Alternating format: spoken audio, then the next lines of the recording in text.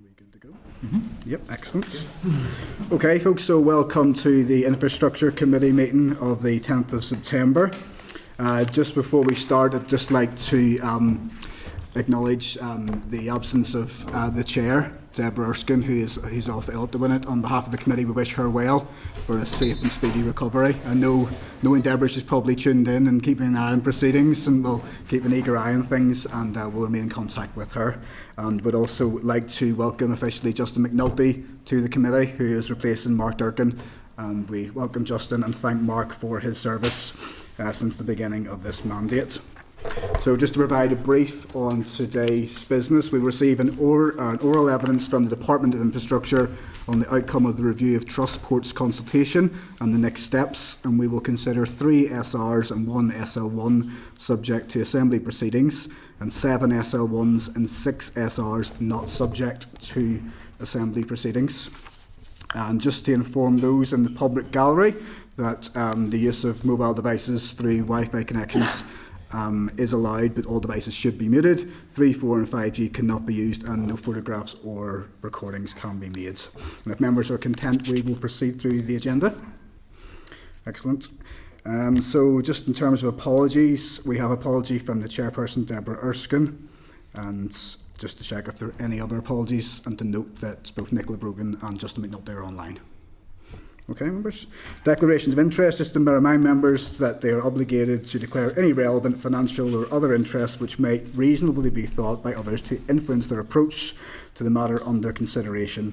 Any members who do have interest to declare in relation to today's business should do so now or when the particular matter arises. Does anyone have any matters to declare? Nope. Thank you. Just under chairperson's business then, just would be, I think, right and proper to acknowledge that this week marked 1 year anniversary of the opening of Grand Central Station. I think it's fair to say it's been a success, and we just congratulate TransLink for their work in that and the ongoing work, and it is great to see that being used. And obviously there is a lot of ongoing associated construction work and logistical work around it, and we hope that that can be completed at pace with the least amount of disruption to those in the area, but it is good to see it progressing as well as it is. In terms of draft minutes then, the draft minutes of the previous meeting of the 2nd of July have been circulated. Can I get agreement that members are content with the minutes and that they're a true and accurate record of the meeting? If so, I will sign them. Agreed. Thank you, members. Okay, matters arising. At page 18 of the clerk's memo, there is an update on the Belfast traffic congestion summary report of June 2025. I just want to highlight that the media reports that Durham Street is expected to reopen in the run-up to Christmas. Therefore, it may be worthwhile to receive a traffic congestion update to enable the committee to analyse the impact of the reopening for future reports. Can I just get members' views on whether they wish to continue to receive these periodical updates? My personal opinion is they are worthwhile having. They are compiled already, and especially with that planned work in the lead up to Christmas, it would be advantageous to get that. Would agree with that proposal, Chair. Thank you. Correspondence, members, if you just bear with us, there is, as you've seen in your pack, quite a large number of pieces of correspondence. We will go through each of those. At page 20, there's a correspondence memo. At page 30, there's a ministerial response to the committee correspondence requesting a breakdown of funding awarded to community transport organisations against what was originally sought by each organisation and operator. Can I get agreement to write to the Minister requesting that the information is provided at the earliest opportunity? We've obviously had a briefing about this, and we know that members have concerns, particularly about community transport and the impacts of funding for those organisations, so it would be advantageous to get that. Members content? Yeah. Yep. Thank you. Page 33, there's a ministerial response to committee correspondence seeking further information in relation to the investigation into driving licence fraud. Can I get agreement to write to the Minister requesting confirmation that the investigation has been completed and if there have been any disciplinary action taken against the suspended staff? Content with that? Good, Chair. Members, if there's anything, by the way, in these pieces above and beyond my recommendation, if you just want to butt in, I'm happy for you to do so. Page 34, there is ministerial correspondence confirming the outcome of the June monitoring round for the Department and the decisions on the distribution of additional resource and capital. Anyone got anything to comment on that? Obviously, there was a lot less allocated than was requested. We kind of knew that would be the case, but that will obviously have impacts on the plans that were originally made in that monitoring round request. Any comments at this stage? No. Okay. Page 36, there's ministerial correspondence providing a copy of the independent review of NI Water's resource budget management in the 2024-2025 period by PwC. This is the same report that members were notified of during the summer, with instructions for accessing in line with the Assembly's procedures for handling confidential documents.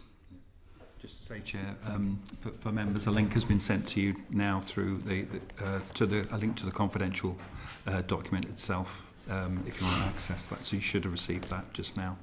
Excellent, thank you for that. Chair, just on that point, where do we go with that now? That report, do we have a conversation here with NI Water about that, or what's I'm in your hands, Keith, and members. I think we could do. I think it probably merits a conversation, doesn't it? Is that an open session, I assume? It can be either. Bow to the. Based on the report, is that report when's that going? Is that public? There's a sanitised version of it. You've seen the full version, okay. But there is a version online. I understand. And it's out there. Yeah. Okay. Then I presume we need to have a conversation with NI Water. Just pull up a few points about it. We just can't let it sit, I presume. Mm-hmm. Yeah. No, I think so. Okay, we'll be factor that into the forward work programme then as quickly as possible to try and get a briefing on that, and we can put questions to NI Water regarding it. Okay, thank you, members. Yep. Page 38 then, there is ministerial correspondence providing a copy of the DVA annual report and accounts, and I just want to seek agreement to schedule oral evidence session from the DVA in the forward work programme to provide an update on its performance against its objectives and relevant operational matters. Content with that, members? Yep. Thank you. Page 163, ministerial response to committee request for the rationale for the proposed change to speed limit at Gardeners Cross Road and the implications for residents on the route. I just want to seek members' response that you're content with this. I think someone from the committee had raised about this previously. Was it yourself, Keith? Potentially. Can't recall that. Sure. Come on, Keith, make a name for yourself, kid. Hey, I got to recall it. There's one back for you. I must tackle Early in the season. Sure. We'll come back to it if needs be. Members are championship chair. Back in the championship. Right, okay. If members are content, the committee will further consider the proposal for the statutory rule at a further meeting anyway, so we can discuss it then if needs be. Page 165, there is a ministerial response to the committee request for further information in relation to the Barmouth moles at Castle Rock and Port Stewart. Can I grant agreement to write to the Minister seeking confirmation of the source of the funding and funding options available for this? Yeah, I think that's important, Chair. Just again, so like many people, holiday up there, it's quite a substantial bit of infrastructure, leisure crafts, Coleraine Trust, I think it needs to be kept an eye on, really, you know what I mean, because to have that feel would be quite substantial, I think.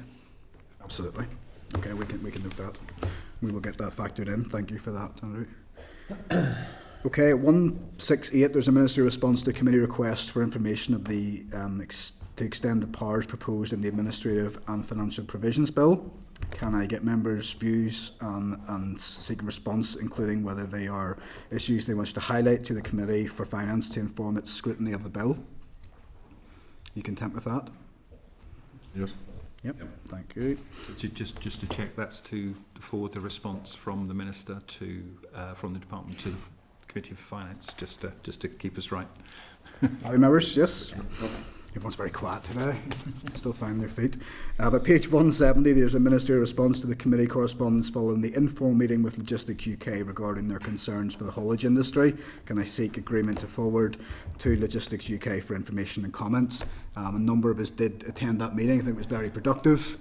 I think there's a new chief executive starting shortly, I believe, as well. So we may well seek another informal meeting on the back of that. But if you're happy, members, we'll forward that on from the committee or from the department.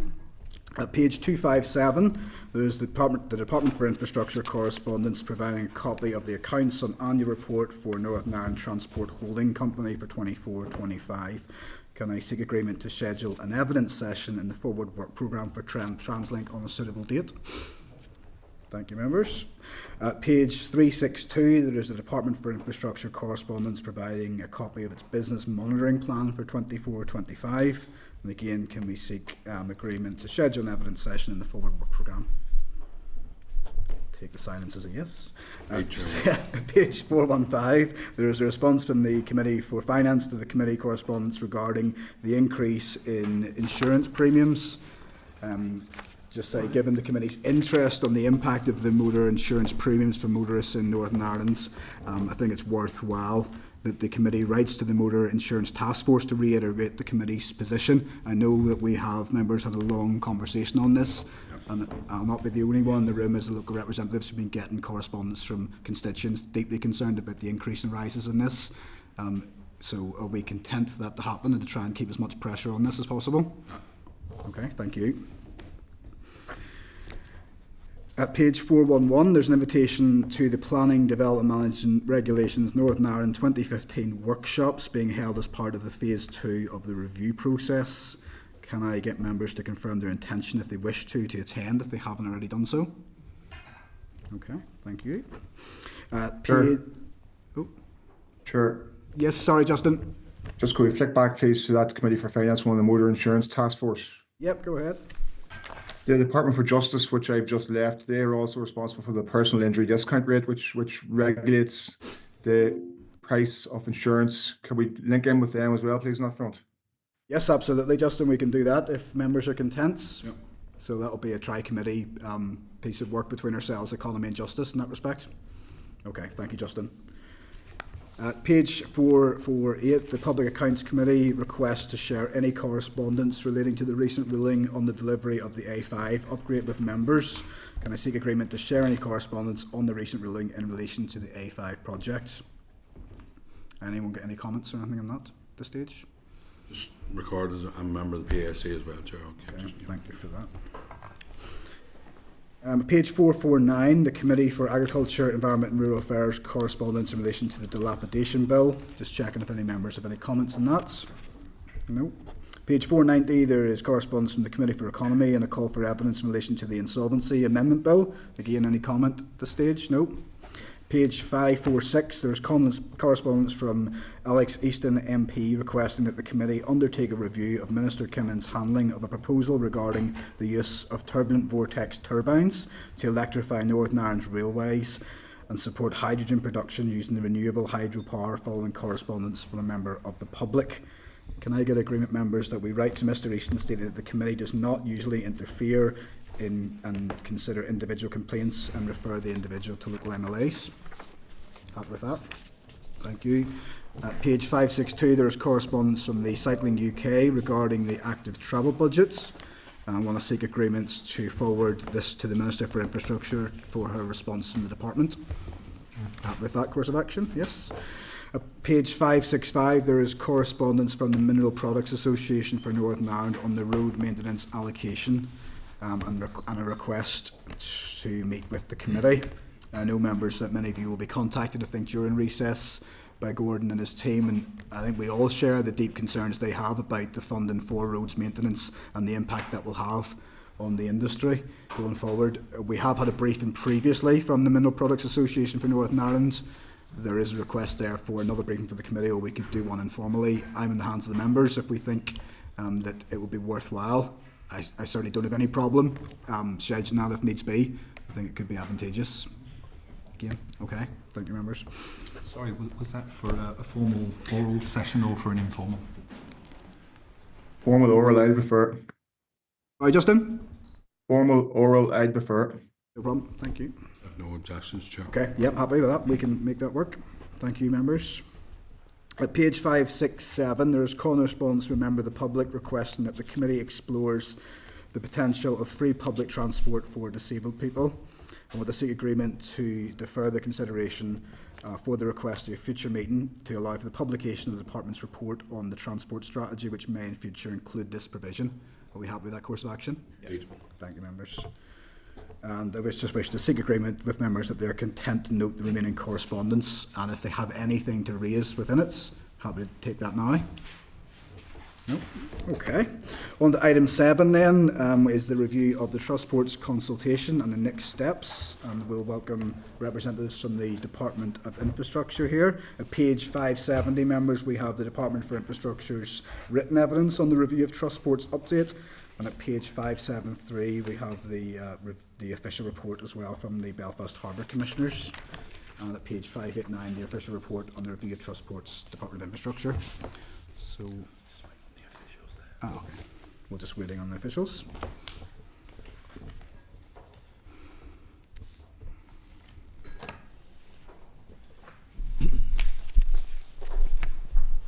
Good morning. How are you?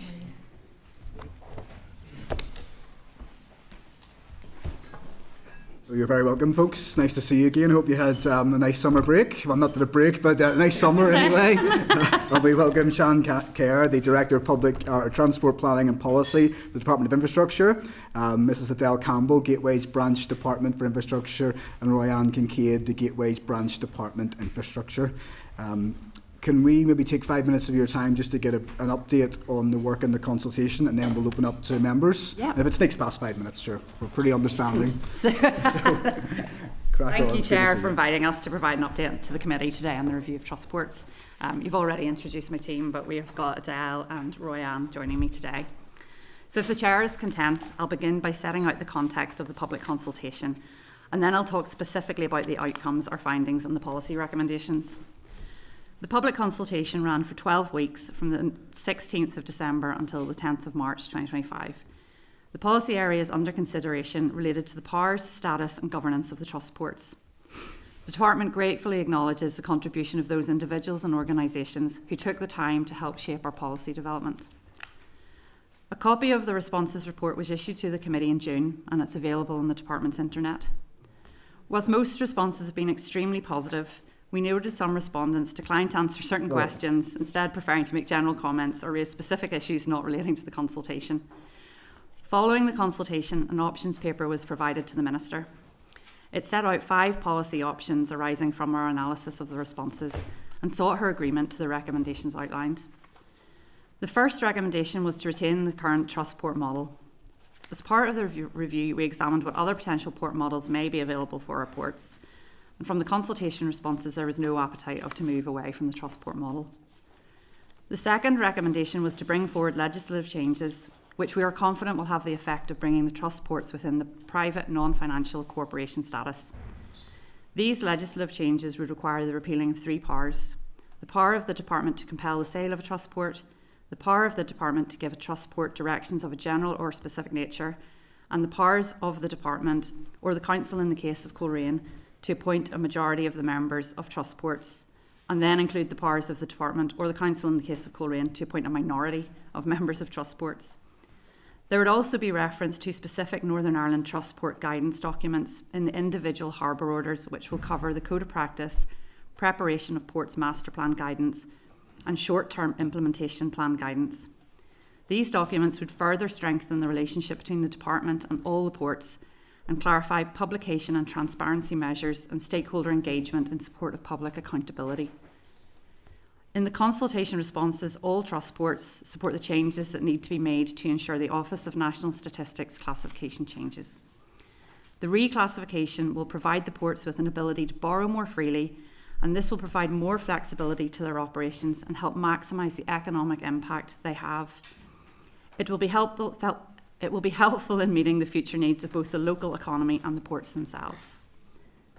The third recommendation was to bring forward legislative changes to provide the Trustports with a wide range of commercial powers similar to the GB ports. In the consultation responses, all Northern Ireland Trustports support extending the commercial powers available. It was noted the benefit of the reclassification of Trustports with appropriate additional commercial powers will ensure the competitiveness of Northern Ireland's Trustports.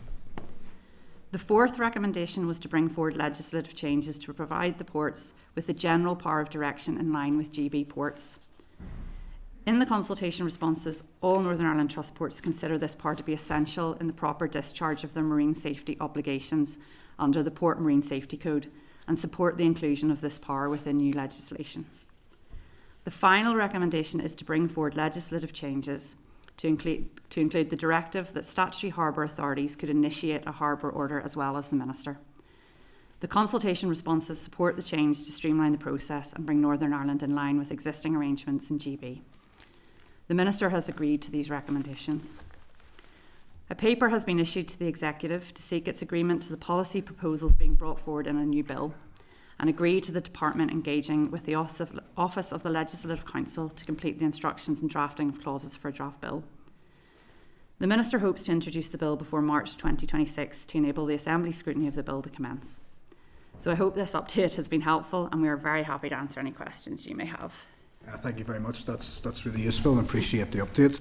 We, as a committee, had the privilege of being at Belfast Harbour just before the break, and it was a really enjoyable experience and good to hear from them.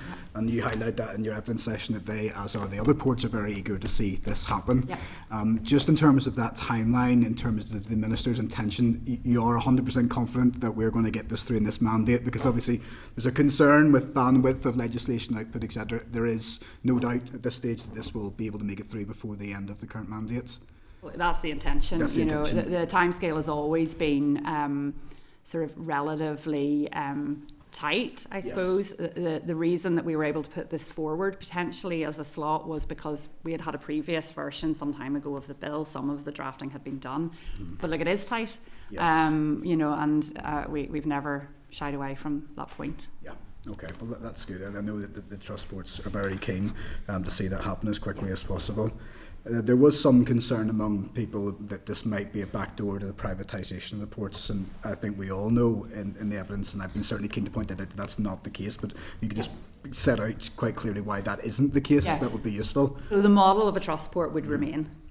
So, to all intents and purposes, largely they would look the same. The issue is primarily around these extra powers that they require, and also the reclassification that would allow them to borrow, and it not go through the department's books. Yeah, exactly. You highlighted there, and we heard from the ports about how in GB this has already happened. Just if you could just set out maybe how that's benefited those ports up to this point. Yeah. So the reclassification at the time, broadly speaking, affected all of the trust ports across the UK and Scotland. And the legislative change was taken forward that now has had the impact of the same that we would like. So certainly, it's freed them up to be able to borrow and to provide a full contribution to the economic situation in those areas. Yeah. So we see it as a positive, and it provides us with the assurance that certainly in terms of ONS, that they've been through this process before. We have examples where this exact thing that we are trying to make happen has happened. Yep. And so we have that experience to rely on. Just in terms of the public consultation there, and I agree with you, I want to thank everyone who took the time to respond. There were some really good responses in that. Was there anything within that that has influenced how you might reword or change any of the legislation that's coming forward, or anything that flagged up that maybe hadn't been considered? So I think there were 60 responses, and you've got a copy of the document. I think the responses were broadly in line with what we had anticipated. Some took the opportunity to raise other points that were not necessarily relevant to the changes that we proposed. But largely the situation and the recommendations remained as we had previously briefed you on. I think certainly, the detail then of the drafting will be where some of those issues are more fully explored. Okay. That's pretty much all for me. I just want to again place on record my thanks to you and your officials for that, and also to our trust ports. I mean, they make a massive economic and social impact here in Northern Ireland, and I've no doubt that when this legislation finally comes to fruition, it will be a huge benefit to them, given that they're huge economic plans that they have to develop their areas and their output. So, and look, we've worked very closely with them throughout that process, and they have been very helpful. For that. Exactly. No, appreciate that. I'll open up the other members, and then I might come back with questions. First up, we have Andrew. Thank you, Chair. And certainly, yes, I appreciate the economic contribution that the ports make. We're an island economy. We need to get stuff in and out of, so it's super important. But again, just could you elaborate really in the proposed transparency and stakeholder engagement measures, and the support of public accountability? Again, just very conscious that some of these ports are in very close proximity to towns that are also towns and residential areas and the like, you know what I mean? So, yeah. So look, in terms of, I'll maybe bring Royanne and Adele in on this, but look, they have a clear economic benefit, and the economic benefit is not just in terms of them being gateways. You know, you can see, hopefully when you were at Belfast, you know, the work that is going on that more broadly supports the executive's wider ambitions for Northern Ireland. You know, there is an impact in terms of potentially tourism, renewables, energy, data, all of that. So, you know, it isn't just constrained to the gateway aspect. All of the model of a trust port is that it is for the benefit of the public. You know, I think you may have heard in terms of Belfast, you know, they are owned by no one, but to the benefit of everybody.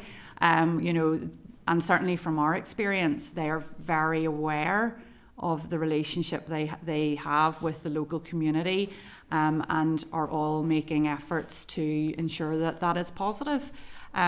Sometimes that's difficult, you know, by the nature of some of the operation supports. But I am absolutely assured that they are aware of the need to engage with the community and to reinforce the wider benefit of the port to the Northern Ireland economy. Don't know if there's anything either of you want to add into that. No, just endorse really what you say, that the trust port model as staying, and a component of that is that the profits are ploughed back into the ports as trust ports, and that benefits all the stakeholders, including the local communities as a key stakeholder in our ports. Okay, thank you, Chair. No. Cahill? Yeah, thanks, Chair. I couldn't resist speaking because I was just thinking the day we visited the plush place we're in compared to the building we're in today. And this isn't plush? It's lovely. The public night. No, we're talking about the room we're in that day. Oh, I mean, yes, all the moulding and everything else. So the meeting room we attended, I mean, and obviously got a wee trip out in the boat as well, me and Keith. But the point for me is clearly the especially the part of the conversation that day was about creating a level playing field and an opportunity, which is what this is all about. And I'm just, my two questions obviously around something as to what the Chair was saying. I mean, clearly to get the consultation right and get as much information as possible so we're informed to go forward. And I think we've done that. I mean, you may want to speak on that, and maybe some of the commentary around what's said outside the question may inform us as well. You know what I mean? It may, but the other key point, obviously, for them was the timeframes. So two main points is one, we got the consultation right, and two, that, you know, if we go forward this, we need to move fairly sharpish because it does create that opportunity for them. You know, and I think after the visit we got a full understanding, a better understanding of exactly. But like I say, the room we're in that day compared to this is two slightly different. I think this room's pretty nice. John's in the chair today. Maybe John's in the chair today. That's the reason. You're holding it against me. But no, I think, you know, as I said, you know, there are certain stages, decision points that, you know, the next stage is getting executive endorsement to take this forward. At any stage throughout that process, there's the opportunity for it to be delayed, you know, for sure. But, you know, we are trying our best, as are the ports, to engage with everybody so that it has a smooth passage, and that, you know, certainly I can absolutely assure you that myself and my team are doing all that we can to enable this to be brought forward. But look, there are risks in the timing. But, you know, look, we will continue to endeavour to get it put through. Yes, hopefully be able to move things on. Yeah. But thank you. Anything else, Cahill? No, Chair, there's no China cups today then. we were spoilt that day, we were down there absolutely spoilt. That's gone. That's the first and last thing you did, right? Members, are there any other questions at this stage? Just You can fight amongst yourselves. Yeah. No comment. There you go, Keith. Just one question. So you had 60 responses. So the trust ports is currently here. Do you think, are they broadly content with your line of direction? Yes. You know, I think in fairness, you know, yes, they are. Like, they probably in some cases, you know, would like to go further, but, you know, we have to balance, you know, the points made today, public accountability, the role of the ports, everything else. And I think, you know, where we've got to is a place that we all agree is a sensible way forward. And then you talked, Sean, about little comments that other people had made which weren't relevant. What's the bones of them? So, well, I think some of them potentially were around local issues, you know, and things that have been alluded to in terms of ports being close to communities. Yeah, but look, I think that I would suppose make it clear, like they haven't. It's not that we ignored those, but they're just not relevant to the specific legislative change. They're relevant to the people making the comment, but not relevant to this legislation. You know, and there's certainly strong feeling, you know, around that. But you know, so it's not to say, like, you know, it's important that people have the opportunity to have their voice heard, and you know, and people wrote in that context. Acknowledged. Like, Yeah, absolutely. Okay, thank you. Thanks, Chair. Thank you, Stephen. Thanks, Chair. Thank you, folks, for the presentation. Just briefly, would there be any impact if this didn't get through within this mandate? Has there been any arrangements around that? Or you? So it would remain the status quo. Like, I think the issue is that there's an opportunity lost in terms of potentially the harbours moving forward with development plans that would be of benefit to the executive and Northern Ireland as a whole. So, you know, it just delays things further, and you know, maybe we try again. I don't know, but it would be a shame because it is an opportunity lost. Yeah, in the short term. I was just tying in with the major. You're aware of the major development plan in terms of, you know, for the cruise ships and so on. And those opportunities would potentially be lost. Yeah, there's been a significant amount of investment within that area. You know, even with 700 apartments being finalised, you know, at the minute and so on. So that on the Titanic, Belfast Harbour, and certainly, you know, there's a real transformation that's taken place.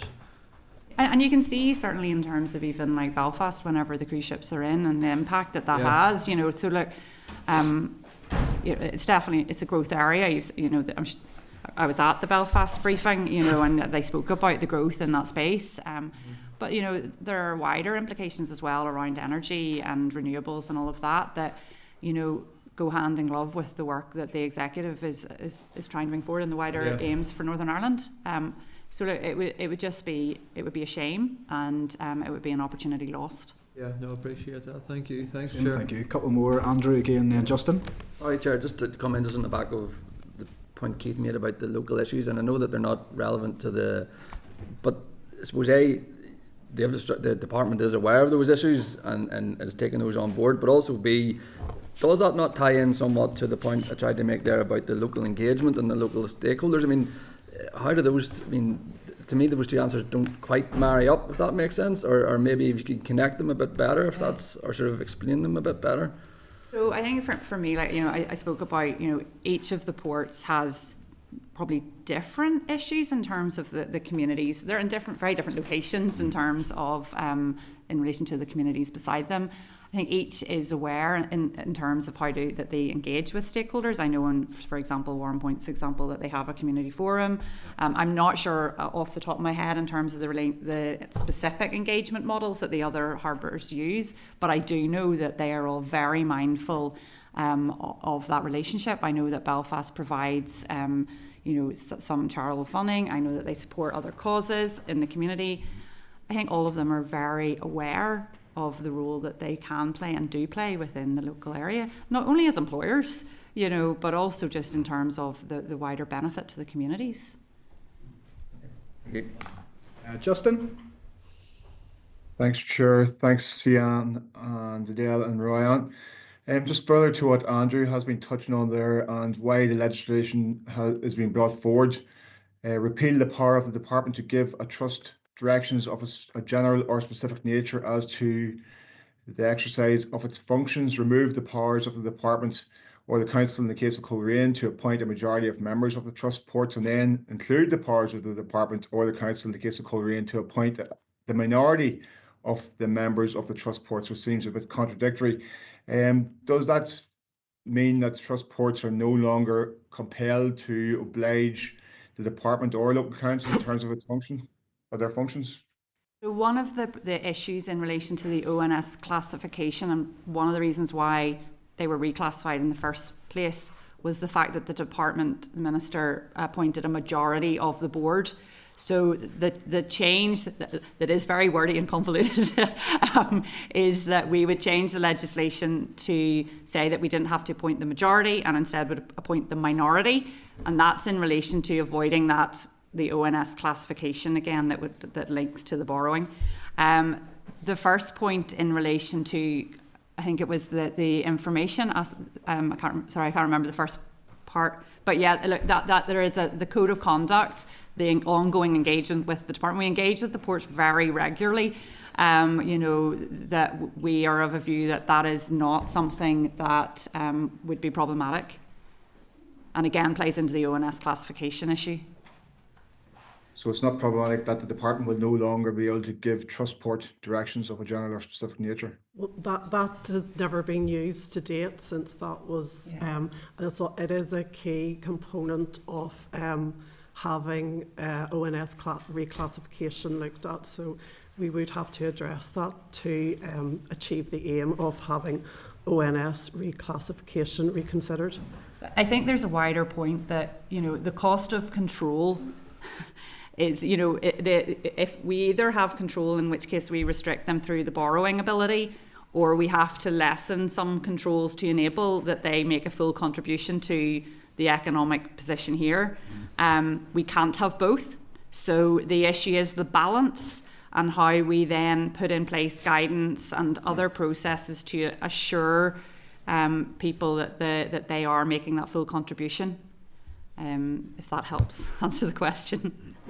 I also come in just to say that even when we remove some of the powers, there still is additional controls remaining within the legislation that the department can use if there's any reason that they need to. But they will also have voluntary measures that we can bring in to improve the accountability and transparency through the code of practice or good governance guidance. But the power, and also even the department will still appoint the chairs. That's not going to be from the ports, it's be from the minister appointing the chairs for all the trust ports. But we just still need, as Shan has said, we need to be mindful that we can't remove controls and then put more controls in that's not going to amend anything regards the ONS classification. But if anything were to come up in the future, the minister can still bring in legislation again to change things.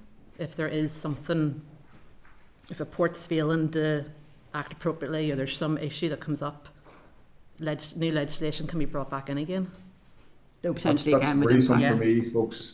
That's worrisome for me where there's a voluntary, it's only voluntary that they have to adhere to certain criteria. Is that what you're specifically? The code of practice is only voluntary. That's the same in all ports in UK and Ireland. There's no legislation. It's in our legislation that the department can bring in the code of practice, but it is only a voluntary measure.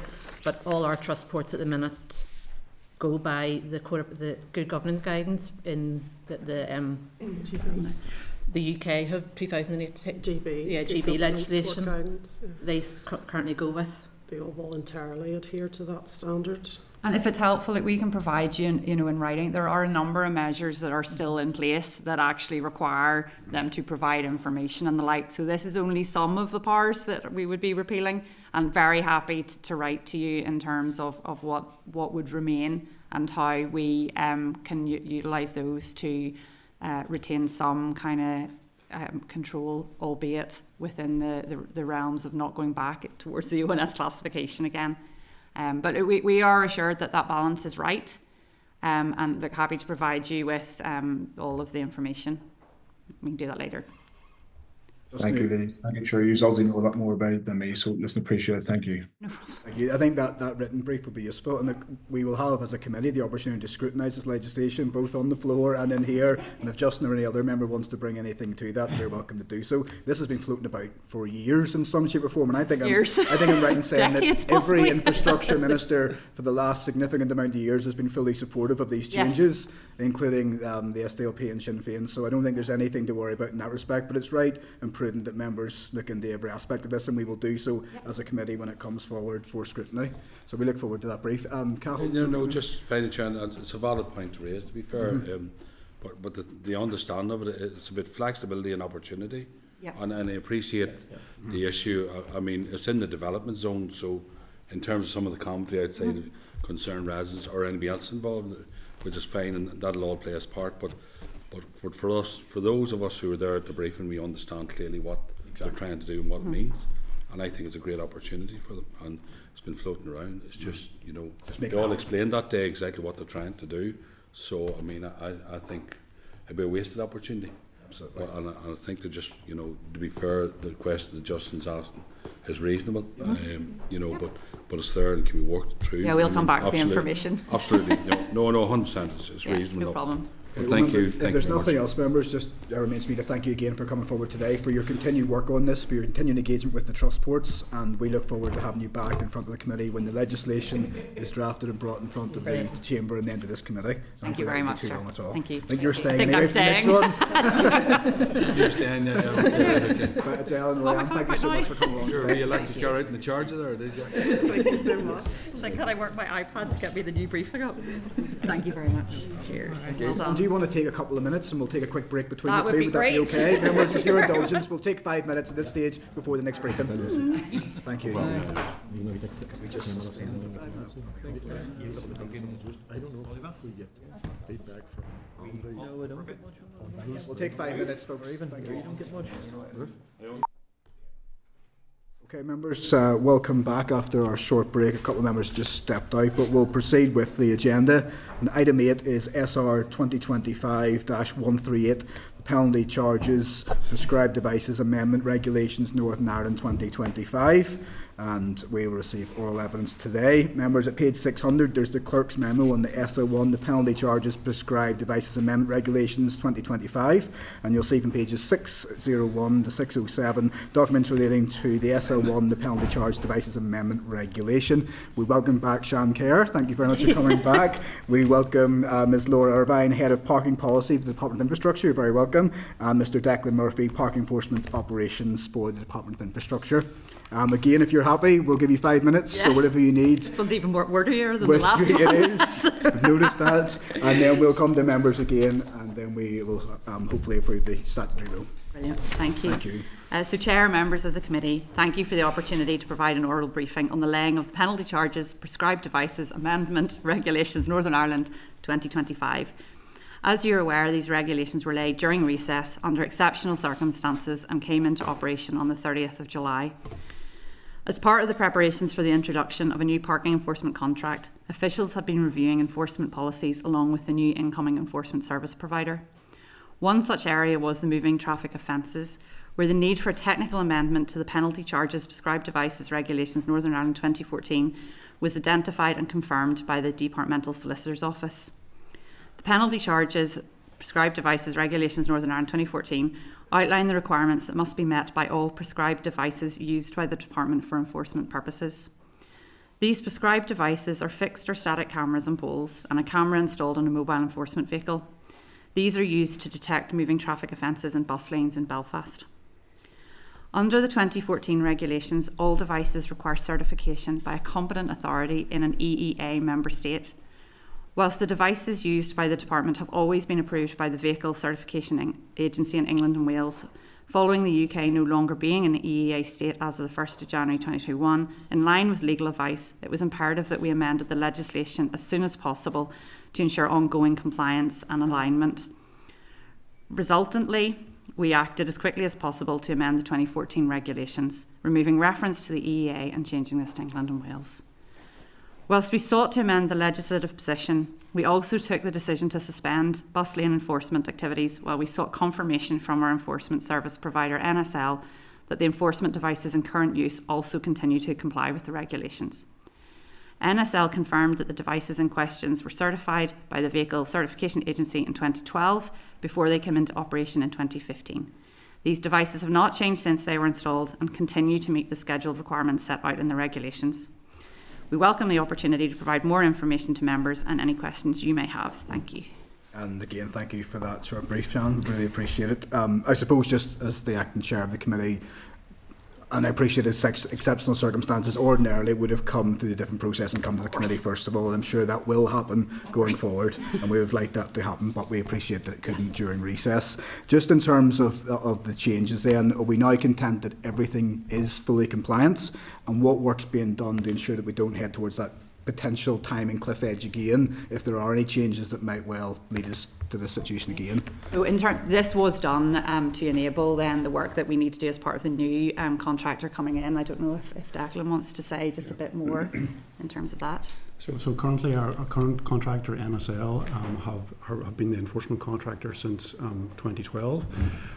We have just completed a new procurement exercise, and we have a new contractor now starting on the 1st of November this year. We're currently in a very busy mobilisation period just to make sure that the new contractor will be up and running by the 1st of November, that there's no lapse in continuity of services. So as part of the work that we did, just to make sure that the new contractor was able to hit the road running on the 1st of November, we just were going through all the various policies and procedures just to review them, just to make sure that they were fit for purpose for the 1st of November. And it was during that process that we identified that this technical amendment was needed to this piece of legislation dated from 2014. It's useful. Like everything, one question leads to another that probably isn't quite related to it, but the new contractor comes in on the 1st of November. That will pertain as well to parking enforcement operators in terms of the existing staff on the ground as well. Are they responsible for them, or is it just the enforcement infrastructure that NSL will be replacing? I'm talking about the red It'd be the traffic attendants as well. So they'll all existingly transfer across to the new operator? Absolutely, TUPE applies. So all seamlessly. Seamlessly, all the current employees, local employees, including management staff based here locally in Northern Ireland, and the traffic attendants, will TUPE across to the new enforcement service provider on the 1st of November, who is a company called APCOA. Might be worthwhile for the committee to get a chat with him if that's a potential, just to iron out a few things potentially if we need to. I'm sure they'll be open to that.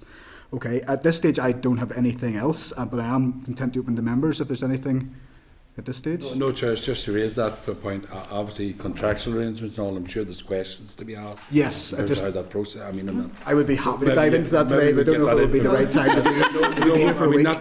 Not to get into it today, yes. Chair, but just the information, just passed across, just in case there's absolutely. Any members got anything on this?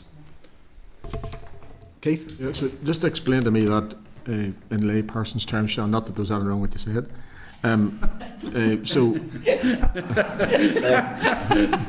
So the camera on the pole, okay, it's monitoring a bus lane. Who certified that in the past? So it had been the proper name of it, the Vehicle Certification Agency in England and Wales. And do they do that every year? Was that it's done when it's so say it's fitted 5 years ago. It's done at the time. The current fixed cameras were installed in 2015. Okay. And they were certified in 2012 by the Vehicle Certification Agency, which is a part of the Department for Transport in London. Is that certified that it's the right type of camera? Yeah. Okay. And then, so this is a recertification? There's nothing has been, no, this was just the legislation. So there's a piece of legislation that says how we have to prove that. Okay. And in it had said that it had to be certified by an organisation in the EEA, and clearly DFT is no longer in that position. So the issue was simply that we needed to change the reference to EEA to be in line with the current situation. At the time, we wanted to check that this was indeed the case. Whenever we realised the issue in legislation, it took some time to make sure that it was okay, and it was. So that's why we suspended. Along with that suspension, along with those cameras effectively not doing what they're supposed to be doing, what was that period of time? So the cameras were still working. We didn't process any resultant PCNs that came from it. So I think it was a week. 8 days. Yeah. 8 days? Yes. Okay. And how many would you be getting in a day, average? Oh, I don't know if you have the figures. Even as a guesstimate. I don't have the daily amount, but over a year, typically, somewhere around 16,500 PCNs over a year. So I would need to do the math. Okay. We could come back with. No, that's fine. It's only to get it. That's fine. Lovely. Thanks, Chair. 10, Keith? Yeah. Happy days. Any other member, anything at this stage? Okay. That was pretty painless. Apart from me having to read that. You're on fire today. If it's any consolation, you've got to see what I've got to read next. I will let you go now then. Thank you very much for your time. And we look forward to seeing you again from the committee soon. Thank you very much. Okay, thank You you. didn't freeze any of your okay. So. Okay, members, if you're content then with the SL1, I just need to let you know that the committee will consider the SR itself at next week's committee meeting to allow any further contemplation before approving. The rule is subject to negative resolution. And if you're content then with the statutory rule, is that the case? Yeah? Sure, yeah. I just need to confirm that the Committee for Infrastructure has considered SR 20... That's for SR next week. Okay. Yeah, it's just in case the committee decides they want to do it next week. Do you want? What's your thoughts? We'll leave it. It's good practice to leave it another week just in Okay. case For now, anything else but comes yeah. to you. Okay, Yeah, we'll come back to do it that next week then, members. But if members really want to do If it there's now. an issue, is head the scrum. Okay, we'll leave it on the agenda for next week then. Thank you. Okay, members, moving on to item 9 is SR 2025-128, the Planning Miscellaneous Amendments Regulations Northern Ireland 2025. You will see from page 619 to 626 documents in relation to the statutory rule. The rule is subject to negative resolution, and I just need to inform members that the purpose of the rule is to abandon 2 areas of land totalling 340.76 square metres, comprising a turning head measuring 165.92 square metres adjacent to number 9 Belsize Gardens, Lisburn, and a turning head measuring 174.84 square metres adjacent to number 3 Belsize Way, Lisburn, after completion of such works as the department considers necessary to provide alternative facilities. The rule is due to commence the operation on the 22nd of September 2025, and need to inform members that the committee considered the proposal for the statutory rule at its meeting on the 4th of June 2025 and was content. The examiner of statutory rules has reported on the rule and no comment has been made. Are members content with the statutory rule? Enter. Okay, just need to confirm the following motion then, that the Committee for Infrastructure has considered SR 2025-128, the Planning Miscellaneous Amendments Regulations Northern Ireland 2025, and has no objection to the rule. Agreed. Everyone agreed? Thank you. Moving on, members, to item 10, SR 2025-134, the Motorways Traffic Amendment Regulations Northern Ireland 2025. At pages 619 to 626, there are papers in relation to this. The rule is again subject to negative resolution, and the rule will change the operational hours of bus lane, which may use the hard shoulder and motorways, so that bus lanes may be used at any time as directed by signage. It will also amend the description of some of these bus lanes to better reflect the existing road markings. The proposal aims to provide flexibility when managing the motorways asset and maintain bus progression times to Belfast at all times, particularly during special events. Are members content with the statutory rule? Enter. Okay, then I will confirm that the Committee for Infrastructure has considered SR 2025-134, the Motorways Traffic Amendments Regulation Northern Ireland 2025, and has no objection to the rule. Content? Agreed. Thank you. Item 11 is SL1, the Carneyhaugh Business Road Newry Abandonment Order, Northern Ireland 2025. Members, you'll see at pages 627 to 629 papers in relation to the statutory rule. It's again subject to negative resolution, and the rule will abandon an area of 671 square metres of road commencing at the point 27 metres southeast of the junction of Rathfriland Road with the entrance to Carneyhaugh Business Park, and continuing for a distance of 19.8 metres in a south-westerly direction. The abandonment has been requested by departmental officials to regularise an encroachment by the adjacent landowner. The bed and soil of the area to be abandoned is owned by the department, and following the abandonment, the law will be declared surplus and disposed of in accordance with the statutory procedures for the sale of government-owned land. Are we content with the proposal for the statutory rule? Content. Thank you. Number 12 on the agenda is subordinate legislation. SR is not subject to assembly procedure. The following statutory rules are not subject to assembly procedure and are not required to be laid. For transparency, the Department for Infrastructure follows a long-established convention of laying these so that the Assembly and Committee can consider them. I just want to advise members that there are 3 statutory rules that are not subject to Assembly proceedings and not required to be laid. These are at pages 383 to 421 of the meeting pack. SR 2025-123, the Road Races Ulster Rally Order Northern Ireland 2025. SR 2025-130, the Control of Traffic Belfast City Centre Order Northern Ireland 2025. SR 2025-131, the Control of Traffic Glengall Street Belfast Order Northern Ireland 2025. SR 2025-132, the Waiting Restrictions Boyne Bridge Place Belfast Pick-up and Drop-off Point Order Northern Ireland 2025. SR 2025-133, the Parking Places on Roads Coaches Glengall Street Belfast Order Northern Ireland 2025, and SR 2025-139, the Road Races Bushwhacker Rally Order Northern Ireland 2025. And I just want to remind members... Old Bushwhacker, very important, Chair, very important. Remind members that the committee noted these proposals for the statutory rules at its meeting on the 4th of June and on the 2nd of July. And just to check if you're content to note the statutory rules. Content. Thank you. Item 13 is subordinate legislation, SL1, not subject to Assembly procedures. The following proposals for statutory rules are not subject to Assembly procedure and are not required to be laid. Again, for transparency, the Department for Infrastructure follows a long-established convention of laying these so that the Assembly and Committee can do so. There are 7 proposals, SL1, for the statutory rules that are not to be laid to Assembly procedures and are not required to be laid. They are listed in pages 670 to 696 and are SL1, the Road Speed Limit Number 3 Order Northern Ireland 25, SL1, the Cycle Routes Amendment Order Northern Ireland 25, SL1, the Loading Bays on Roads Amendment Order Northern Ireland 25, SL1, the Parking Places Disabled Persons Vehicle Amendment Number 4 Order Northern Ireland 25, SL1, the Parking Places on Roads, Loading Bay and Waiting Restrictions Newcastle Amendment Order Northern Ireland 25, SL1, the Parking and Waiting Restrictions Belfast Amendment Order 2025, and SL1, the Loading Bays on Roads Amendment Order Northern Ireland 25. Does any member have any issue with any of these? Anything they wish to say? No. Can I check then that members are content with the proposals for the statutory rules? Thank you. Moving on, members. Item 14 is the Department for Infrastructure Retention and Disposal Schedule written briefing.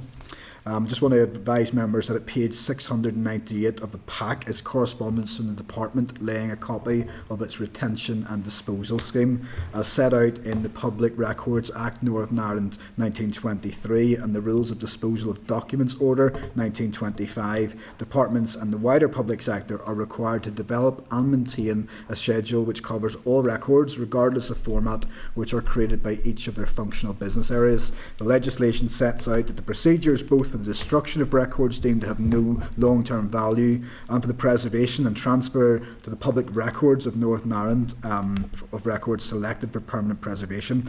Once the schedule has been drafted by the public body, PRONI, and in accordance with its statutory duties, will quality assure its contents and lay the schedule before the Assembly. The schedules are subject to negative resolution procedure, and any member or committee may seek a resolution to pray for the preservation of specified records in a retention and disposal schedule. This is done by submitting a notice or motion for plenary debate to require preservation of a specified record listed for disposal in a retention and disposal schedule laid in the Assembly. Members may wish to note that such motion should be tabled in the Business Office in sufficient time to be scheduled by the Business Committee for debate within the statutory period, 10 Assembly sitting days or 30 days, whichever period is longer. If no motion is to preserve is made within the statutory period, the schedule disposes will be implemented. And just want to inform you members that at page 698 there is a Department for Infrastructure Retention and Disposal Schedule written briefing. Can I get members' views on this or any comments? And if there aren't any, just seek approval or agreement that you're content to note. Thank you. Didn't have time to go through all the records, Chair, to be honest with you. There are quite a lot. I see that there, me and Peter and we this side of the table, we'll take so many and we'll leave some to the other side and we'll go through them. I suppose at this stage it might not pertain to any of us right now, but it might be worthwhile letting colleagues know that there is a process for that. Should it ever flag up, you know, those that aren't aware of the process, you now know. Fair enough, you can pass it on to them. Thank you, members. Moving on to item 15 is the forward work programme. At page 775 of the pack is the draft forward work programme, and I just want to seek agreement from members to proceed with the evidence sessions set out in the forward work programme and to reflect any decisions taken today. There were a significant amount, both in the back of the written correspondence and potentially in the back of the written evidence today. Are members content with that? And is there anything anyone wishes to add to it potentially at this stage? We're probably going to start ramping things up even more. We'll have that better populated by next week's by the pack you'll get on Friday. We'll have that tidied up. We were just waiting for what was going to happen with the bill and when that was to be introduced in order to get that forward work programme tightened up. Okay, thanks. Okay, members. Is there any other business at this stage that members wish to comment on? No. Very well behaved today, everyone's great to see. Okay, just to note the date and time of the next meeting. I just wish to seek agreement for the next meeting to take place at 10 a.m. on Wednesday the 17th of September in room 29 of Carneyhaugh Buildings. We all content? Thank you, members. That concludes today's infrastructure meeting. Thank you.